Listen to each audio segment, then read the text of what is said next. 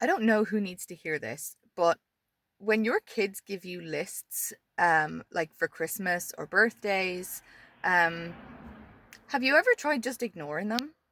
And I know that sounds crazy, like, your kids tell you what they want for Christmas or your birthday, and you want to get them the things, right? You want to make it special, like what's Santa gonna bring? Is it something that you asked for off your list? All of that kind of stuff, right?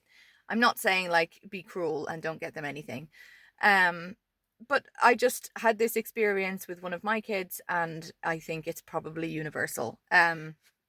So at Christmas time, they both came home from school or after school, and they had been cutting out things from the Smiths catalog.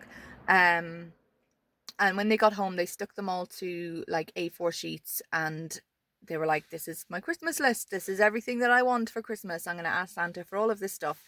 And at first glance, like this stuff is expensive, like €400 Lego type expensive.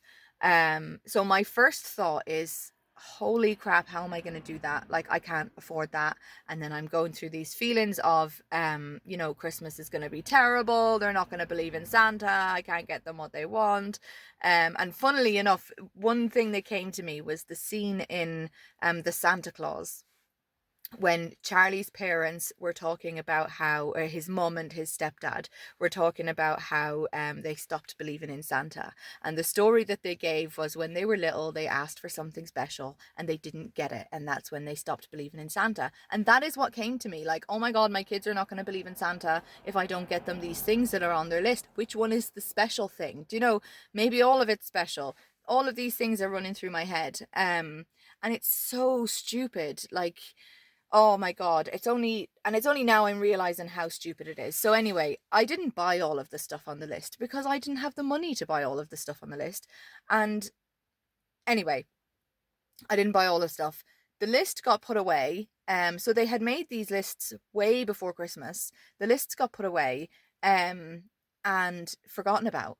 And so it came to December and we were going to see Santa, and I said to them, why don't we write your Christmas letter now, and we can just give it to Santa when we get there. We'll put it in an envelope and we can give it to him. We can hand deliver the Christmas letter.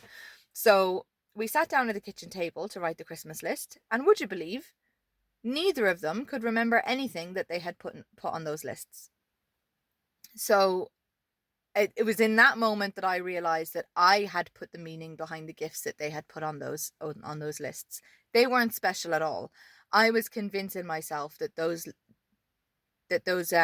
toys on the list were special, and that it was important that I got those things. And that is where consumerism gets us. It really is. Like, I could have quite easily, well, I couldn't have because I wouldn't have been able to afford it. But if I could have been able to afford it, I could have quite easily spent a fortune on toys that they don't need, that they thought they wanted for a split second in school one day.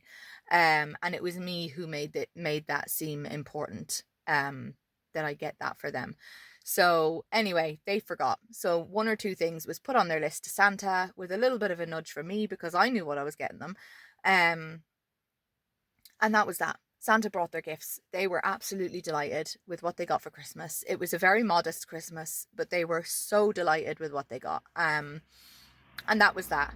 And the reason I'm bringing it up now is because my son has just literally yesterday evening brought me a A4 sheet of paper with a whole bunch of stuff that he wants for his birthday, which is in 3 months' time. Um, so I just thought I would come on and talk about that because as soon as I saw this list that he gave me, it just made me smile. Like, again, for a split second, I thought, oh my God, I can't get all of that stuff. And then I kind of copped onto myself and remembered, like, I'm not buying all of that stuff. He doesn't want that stuff. If I, like, I don't even have to put the list away. He's going to forget about that list. It's going to end up on a shelf. And he will not remember what he asked for. Um, and sure, you know yourself, if something is mentioned several times, then maybe that's something that they would like for their birthday. And if the finances allow, then that's something that maybe could be gotten for the birthday. Um, yeah. So anyway, try to stop convincing yourself that these things are important. That's what I did. And it was only when I, like, the list, like I said, the list got forgotten about, the first Christmas list. It was forgotten about and ended up being put away somewhere. Um, and only that I knew I couldn't afford to buy all of the stuff that was on the list. Um, there was maybe one thing off of each of their lists that was gotten for Christmas. But it was only that I actually had to let that scenario play out. Like, if I could have, I think in the moment, if I could have afforded it, I possibly would have bought the things that were on the list, just because I had so convinced myself that they were important to the kids. Um, but it was only when, like, I kind of was forced to let the scenario play out that I'm only getting one thing off of this list. Um, and like, now they didn't just get one thing for Christmas, but I only got one thing that was on the list. And it was only after the fact, like, I didn't get the stuff. Are they going to remember the list? Are they going to bring them up? Oh, I didn't get this thing that I asked for. It was only that I let the situation play out that I was able to see that the list meant nothing to the kids. And it was me who had made it this massive thing in my head. Anyway, that's all I wanted to come on and say. I hope it helps somebody. Have a nice day.